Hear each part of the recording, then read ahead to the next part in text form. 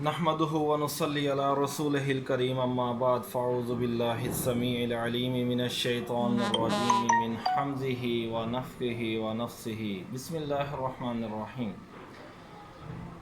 बिस्मिल्लाहिल्लज़ी ला यज़ुर्रु मअ इस्मिही शैउन फ़िल अर्ज़ि वला फ़िस समाइ व हुवस समीउल अलीम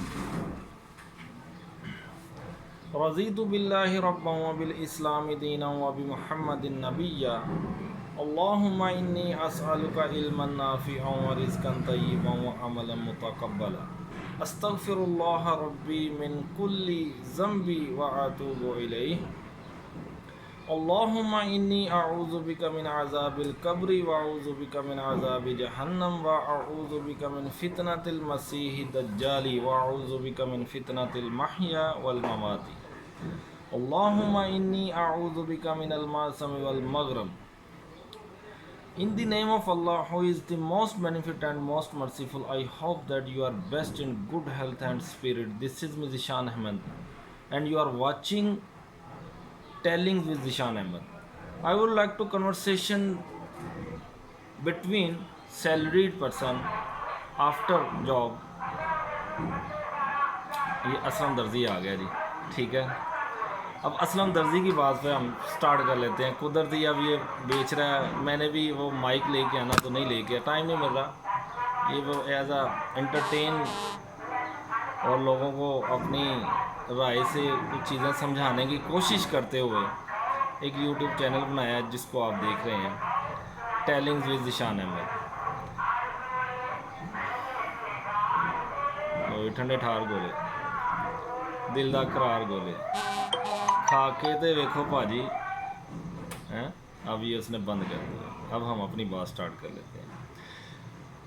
अच्छा नाजरीन, आज मैं ड्यूटी पर अक्सर अपने दोस्त अहबाब से मिलता हूँ, देखता हूँ, बातें करता हूँ, उनसे पूछता हूँ क्या करते हैं, क्या किया है, क्वालिफ़िकेशन क्या है, अपनी मसरूफियत क्या है उनकी. अक्सर लोगों से कन्वर्सेशन होती है ड्यूरिंग टू ड्यूटी.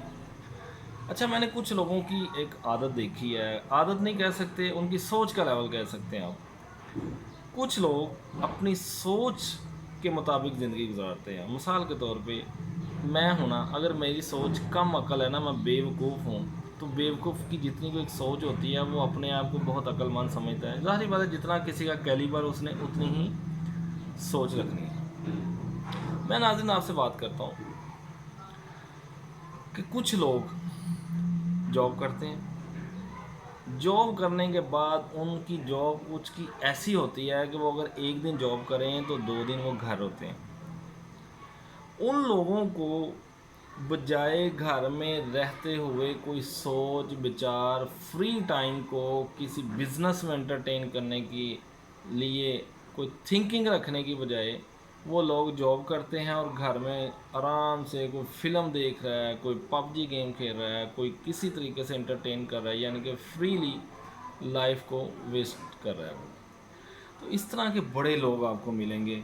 तो मेरा उन लोगों के लिए एक मैसेज है कि यार, अगर आपको 8 घंटे ड्यूटी करने के बाद 48 आवर्स आप फ्री होते हैं, मिसाल बल्कि 8 घंटे के बाद वो 48 घंटे नहीं, तकरीबन 64 आवर्स, यानी कि 8 घंटे ड्यूटी करने के बाद वो शख्स 24 और 24 48 और 16 ऐड कर लें आप, 16 घंटे ऐड कर लें आप, 64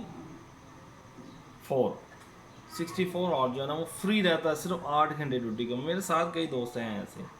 कुछ लोग तो मेलाफाइड होके घर में ही रहते हैं. अच्छा, ये लोग बस सोने के, खाने के, गली में जाके कॉर्नर पे बैठ के पान खाने के, सिगरेट पीने के, इस तरह की आवारागर्दी करने के, लड़ाई झगड़े करने के, घर में फिल्में देखने के, अपने बच्चों की तरबियत भी नहीं करते घर में रहते हुए, सिर्फ अपनी ही मस्ती में रहते हुए ये सारा वर्क करते हैं. अब इन लोगों को चाहिए, अगर आपको अल्लाह ताला ने इस तरह का मौका दिया है तो आप जॉब करके जो टाइम फ्री रखते हैं, उस टाइम में जो भी आप जॉब करने से पहले कुछ ना कुछ तो स्किल होगा ना, कुछ ना कुछ तो हुनर होगा कि वेले ही थे तो वेले ही आप ज़िंदगी गुजारनी है. مثال کے طور پہ میں اس سے پہلے ٹیچنگ کر رہا تھا، اس سے پہلے میں ایڈورٹائزمنٹ کا ورک کرتا تھا، پراپرٹی کا ورک تھا. اچھا میں اب جاب کر رہا ہوں، تو میں جب فری ہوتا ہوں تو میں نے جو فریلی ٹائم میں اپنے ان چیزوں کو اکوموڈیٹ کیا ہوا. اب اگر میں نے اکوموڈیٹ کیا ہوا ہے تو میں ریلیکس بھی ہوں، مجھے جاب کی ٹینشن بھی نہیں ہے، الحمدللہ بڑی ریلیکس فیل کر رہا ہوں لائف کو. اب دیکھیں کچھ لوگ میں نے ایسے دیکھے ہیں، کرنا کچھ نہ پڑے، یہ گھومتی ہوئی چیئر کے اوپر بیٹھ جائیں، ہم آفس بنا ہو تو ہمیں اس طرح کا وہ کام مل جائے. بھائی جان ایسے نہیں ہوتا، بھائی جی ایسے نہیں ہوتا. کام کرنا پڑے گا، کام.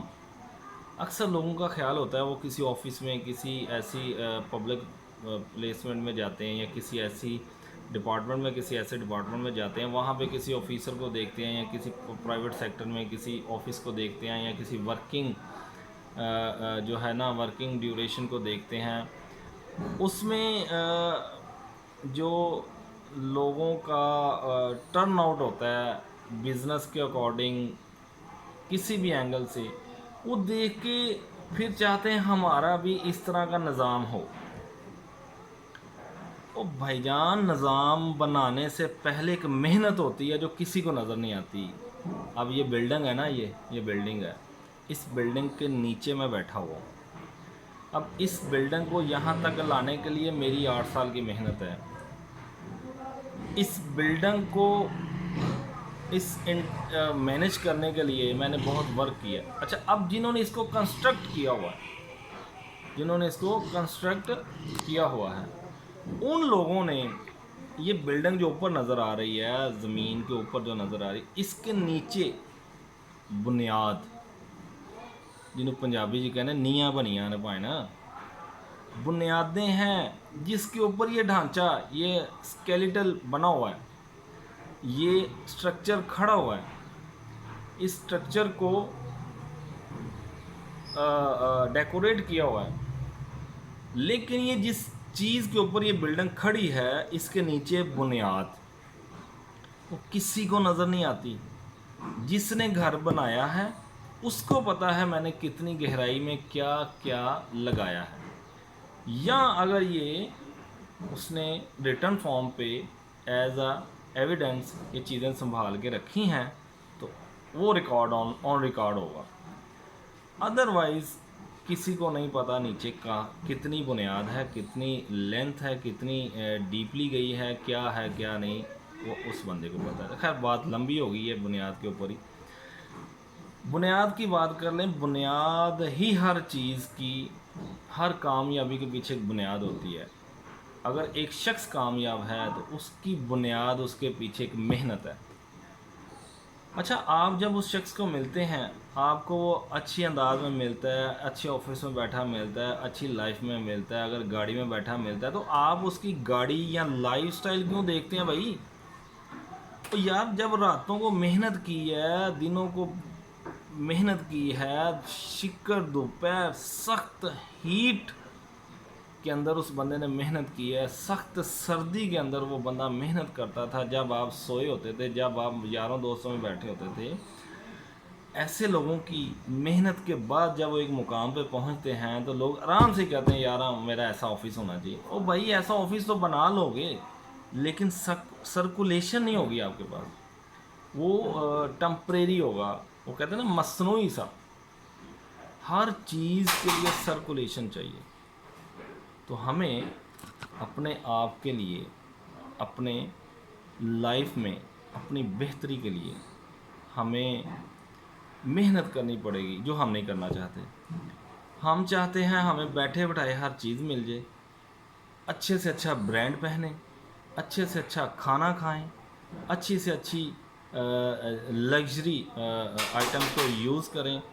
تو یہ ہمارا لائف سٹائل ہے، ہونا چاہیے. لیکن اس لائف سٹائل سے پہلے ایک ہڈن طور پہ محنت ہوتی ہے، جس نے کی ہوتی ہے اس کو پتہ ہی ہے. جس طرح محنت ہوتی ہے لوگوں نے دیکھا ہی ان کو پتہ ہے.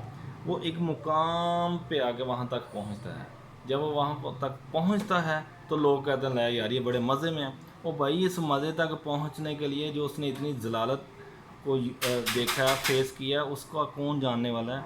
وہی جانتا ہے جس نے محنت کی ہے، یا جنہوں نے دیکھا وہ جانتے ہیں، یا اس کا اللہ جانتا ہے۔